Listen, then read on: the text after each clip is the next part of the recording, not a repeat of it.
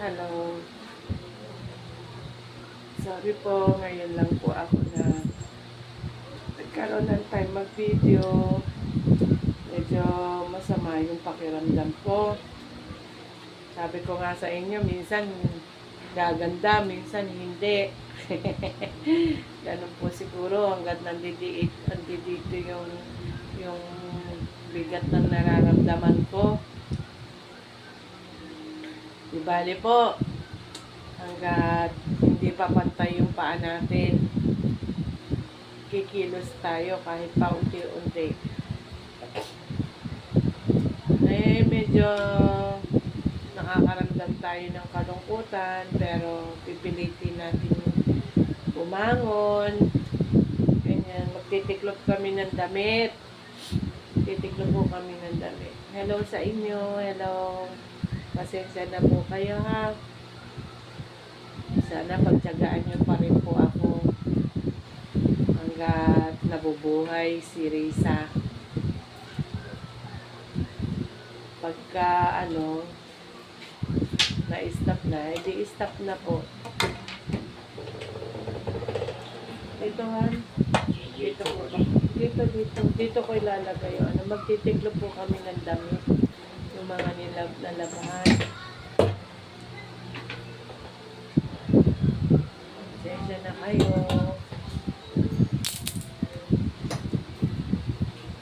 Marami po kasi kaming iniisip. Tapos sumasabay pa yung sakit ng katawan ko.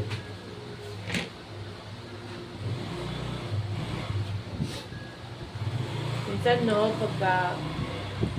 pagka ganitong nakakaramdam ka ng problema, pagkatapos may ka pa, nararamdaman pa yung katawan.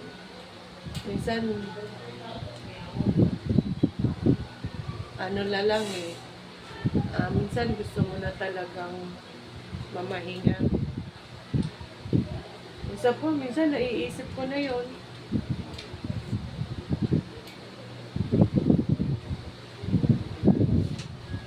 Minsan gusto ko na din, kung wala na akong pakinabang, gusto ko na mamahinga.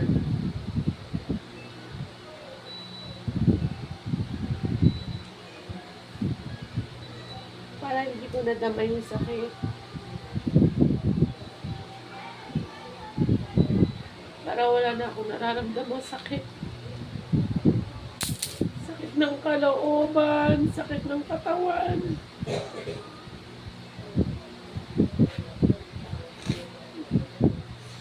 Pasensya na kayo. Pero yun ang katotohanan ng realidad ng buhay ko. Minsan nasasaktan ako.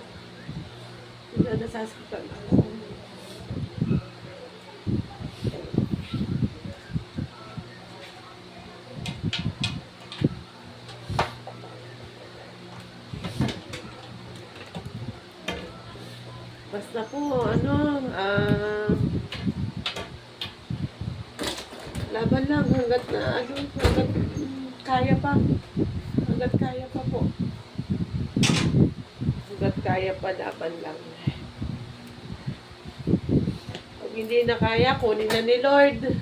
Ganun lang po yun. Para matahimik na rin ako.